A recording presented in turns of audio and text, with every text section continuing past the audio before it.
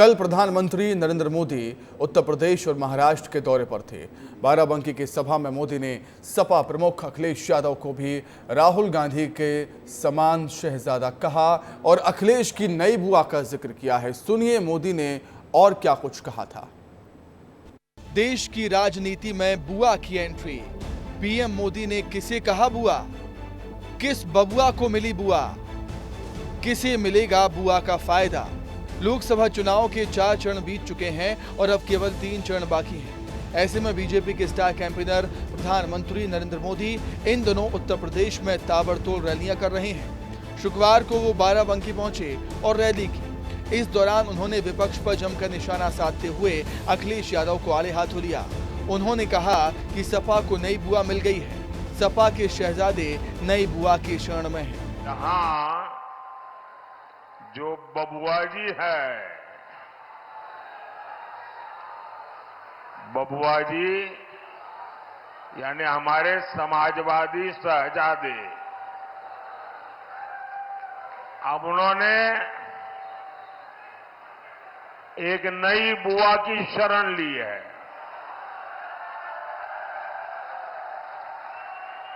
ये उनकी नई बुआ जी है बंगाल में।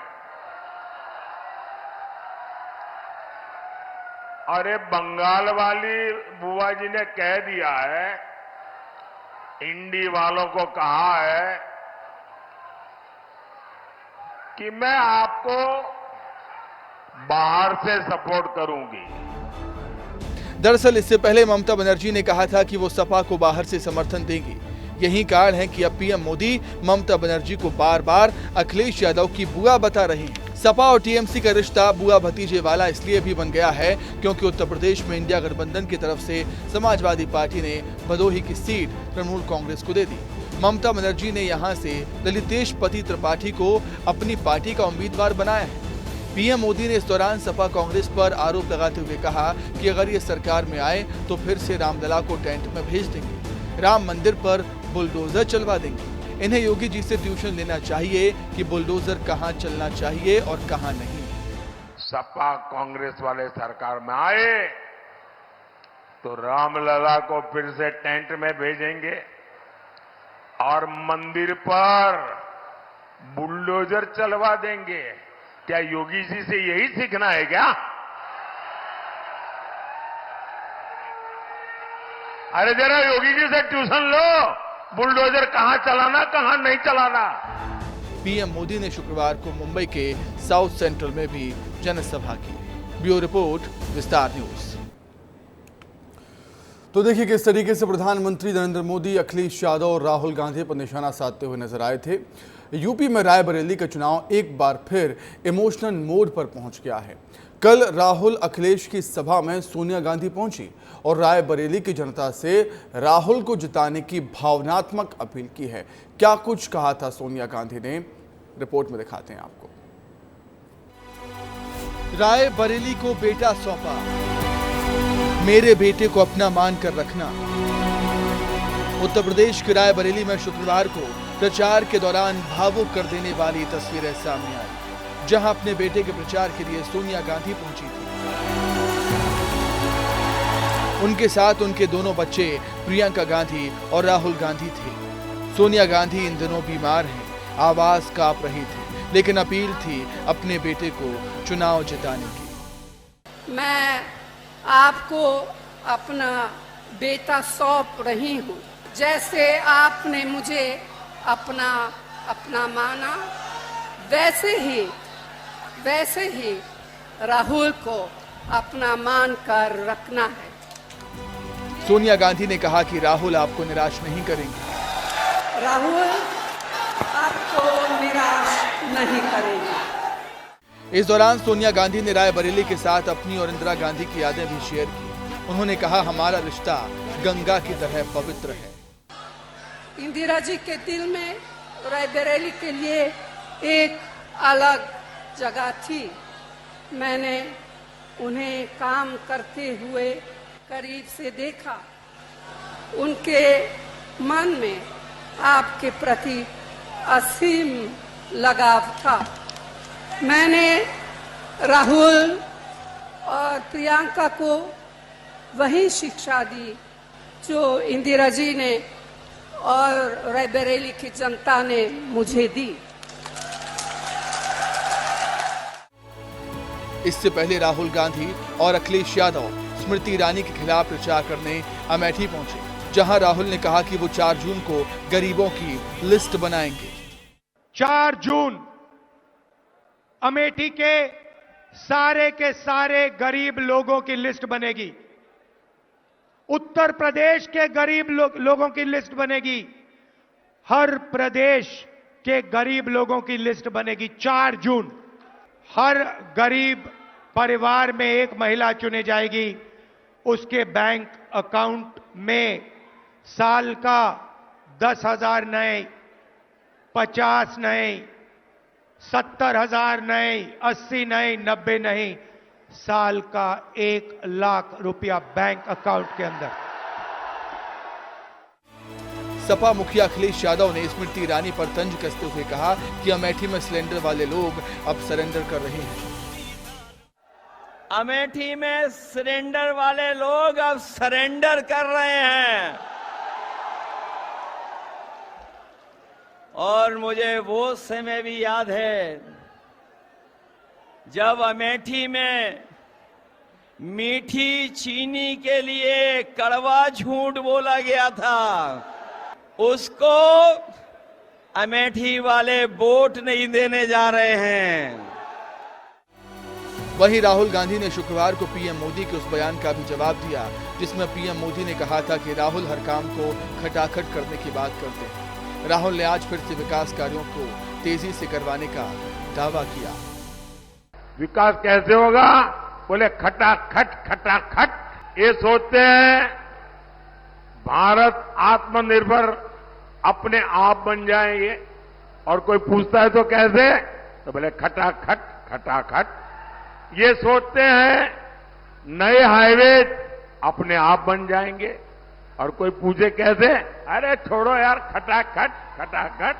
8,500 रुपए हर महीने 1 तारीख खटाखट खटाखट खटाखट खटाखट खटाखट। अंदर 1 लाख रुपए हर गरीब परिवार के बैंक अकाउंट में, साल का 8,500 रुपए खटाखट खटाखट खटाखट महीने का अंदर। हालांकि राहुल गांधी जिस अमेठी में पीएम मोदी के खिलाफ बयानबाजी कर रहे थे, उस अमेठी को छोड़कर वो चुनाव लड़ रहे हैं, जिसकी वजह से उन पर लगातार बीजेपी सवाल उठा रही है। ब्यूरो रिपोर्ट, विस्तार न्यूज। आगे बढ़ते अब, क्या किसी इलाके का खान पान वोट बढ़ाने में मददगार हो सकता है? आप भी सोचे भला, ये कोई सवाल है क्या? लेकिन ये वो सवाल है जो नेताओं के खाने पीने वाले फोटो वीडियो सामने आने के बाद बार बार पूछा जाता है। दरअसल इस चुनावी सीजन में किसी बड़े नेता का कोई फोटो वीडियो किसी न किसी मकसद से जारी किया जाता है। तो मध्य प्रदेश के मुख्यमंत्री डॉक्टर मोहन यादव का लिट्टी चोखा खाते हुए कुछ वीडियो सामने आए हैं। नेताओं के खान पान के फोटो वीडियो के मायने समझाती हमारी एक खास रिपोर्ट देखें आप। अगर आप भी बिहार से हैं तो लिट्टी चोखा खाए बिना नहीं रह पाते होंगे, लेकिन बिहार का लिट्टी चोखा केवल बिहार तक सीमित नहीं है, बल्कि ये व्यंजन पूरे देश में आपको आसानी से मिल जाएगा। लिट्टी चोखा का स्वाद लेने का मौका जब मध्य प्रदेश के मुखिया डॉक्टर मोहन यादव को मिला तो वो खुद को रोक नहीं पाए और देखिए किस तरह हवाई यात्रा के दौरान लिट्टी चोखा और सत्तू के पराठे का स्वाद लेने लगे। दरअसल मुख्यमंत्री डॉक्टर मोहन यादव उज्जैन से हैं और उन्हें पोहा जलेबी, दाल बाफले के साथ ही सभी स्थानीय व्यंजन बेहद पसंद हैं।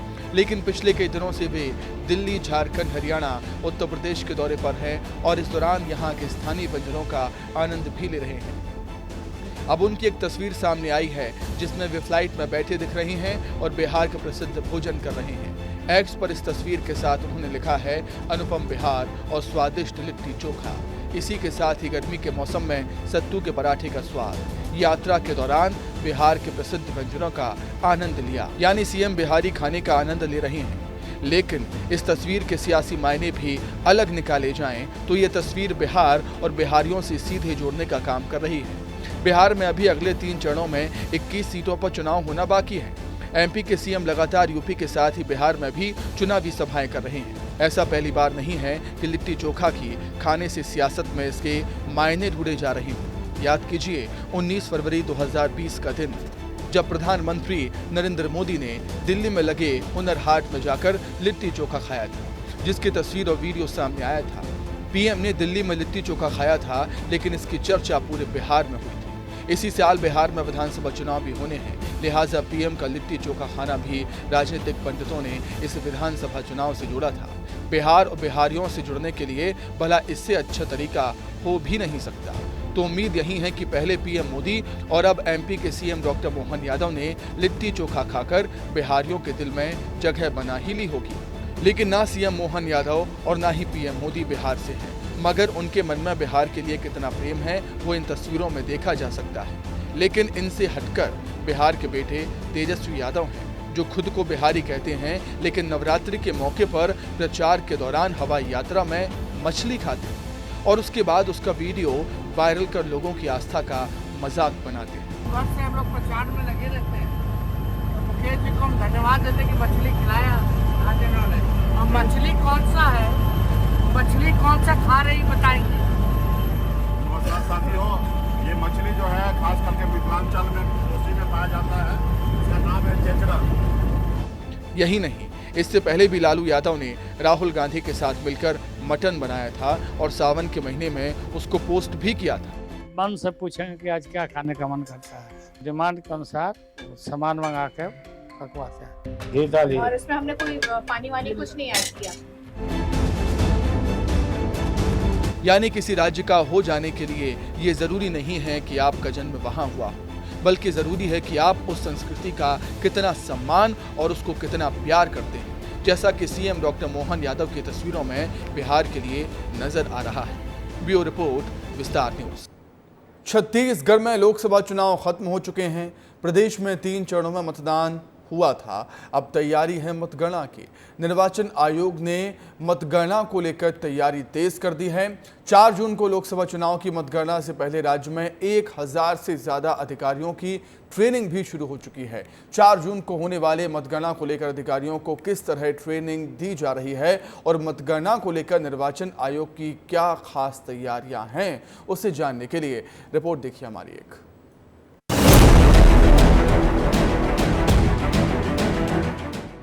छत्तीसगढ़ में 4 जून को मतगणना होने से पहले निर्वाचन आयोग अपनी तैयारी पूरी करने में जुटा हुआ है। मतगणना के दौरान कोई गलती ना हो, इसलिए राज्य में 1000 से अधिक अफसरों की ट्रेनिंग शुरू हो चुकी है। इसी कड़ी में 16 मई को बिलासपुर और दुर्ग में अधिकारियों को ट्रेनिंग दी गई। बता दें, मास्टर ट्रेनर के द्वारा मतगणना में शामिल होने वाले अधिकारियों को विशेष ट्रेनिंग दी जा रही है। अब जानिए कि अधिकारी को क्या क्या ट्रेनिंग दी जा रही है। काउंटिंग प्लान और लॉजिस्टिक की ट्रेनिंग, काउंटिंग प्रोसेसिंग ईवीएम और वीवीपैट की ट्रेनिंग, काउंटिंग प्रोसेसिंग ईटीवीपीएम और बैलेट पेपर की ट्रेनिंग, वीवीपैट काउंटिंग डेमोन्स्ट्रेशन की ट्रेनिंग, इनकोर काउंटिंग की ट्रेनिंग, रिजल्ट डिक्लेरेशन और इंडेक्स कार्ड बनाने की ट्रेनिंग। इसमें मतगणना और जो हमारा काउंटिंग है अंतिम और सबसे महत्वपूर्ण चुनाव की प्रक्रिया का एक अंग है। इसके लिए जो हमारे सभी मतदान करने वाले कर्मी हैं, अधिकारी हैं, उनकी लगातार इस संदर्भ में ट्रेनिंग दी जा रही है। ख़ास तौर पे ये भी है कि विधानसभा में सभी हमारे कर्मचारियों ने एक बार काम किया भी है, किंतु फिर भी चुनाव प्रक्रिया बहुत महत्वपूर्ण है, कहाँ पे भी गलती न हो। मतगणना में शामिल होने वाले अधिकारियों को 28 मई तक ट्रेनिंग दी जाएगी। 20 मई को राजधानी रायपुर के न्यू सर्किट हाउस ऑडिटोरियम में भी अधिकारियों को ट्रेनिंग दी जानी है। 20 मई को ही प्रेरणा सभा जगदलपुर में भी ट्रेनिंग दी जाएगी। वहीं 21 मई को जांजगीर और 22 मई को कांकेर में भी अधिकारियों को मतगणना के लिए ट्रेनिंग दी जाएगी। मतगणना को लेकर निर्वाचन आयोग की क्या कुछ तैयारियां हैं, सुनिए। डिप्यूटी सीओ लोग हैं, असिस्टेंट सीओ लोग हैं, उनका टीम भी बनाया गया है। हर जिले में जाके वो ट्रेनिंग भी दे रहे हैं। इसके साथ साथ जो हमारे स्ट्रॉन्ग रूम है उसके सुरक्षा को लेके भी हम पूरे चौकन्ने हैं। लगातार हमारे यहाँ पे टीम्स भी, वहाँ के आरओज, कलेक्टर्स और सभी पुलिस प्रशासन अधिकारी भी उसको भी देख रहे हैं, ताकि किसी भी तरह की खासतौर पे रूमर्स जो ईवीएम के बारे में फैलाए जाते हैं उसको भी हम ध्यान दे रहे हैं। मतगणना को लेकर ट्रेनिंग में शामिल हो रहे अधिकारी मास्टर ट्रेनर से सवाल जवाब भी कर रहे हैं। ट्रेनिंग प्रोग्राम में उप जिला निर्वाचन अधिकारी, रिटर्निंग अधिकारी, सहायक रिटर्निंग अधिकारी, ईवीएम नोडल अधिकारी, सुरक्षा नोडल अधिकारी, पोस्टल बैलेट नोडल अधिकारी जैसे अफसर शामिल हो रहे हैं। यह सभी अधिकारी 4 जून को होने वाले मतगणना में अहम भूमिका निभाते हुए नजर आएंगे। छत्तीसगढ़ में लोकसभा चुनाव खत्म हो गया है और अब तैयारी है चुनाव के काउंटिंग की। इसे लेकर प्रदेश भर के 1000 से ज्यादा अधिकारियों की ट्रेनिंग शुरू हो गई है। 4 जून को नतीजे आने हैं। इससे पहले चुनाव आयोग अपनी तैयारी पूरी करने में जुट गया है ताकि जब 4 जून को इलेक्शन काउंटिंग हो तो कोई उसमें कमी न रह जाए। कैमरा पर्सन अखिलेश के साथ अनमोल तिवारी, विस्तार न्यूज। बात कर लेते हैं मध्य प्रदेश की। मध्य प्रदेश में वोटिंग खत्म हो चुकी है और अब जनता को परिणाम का रिजल्ट का इंतजार है। इसीलिए शासन प्रशासन की बड़ी जिम्मेदारी अब मतगणना करने की है।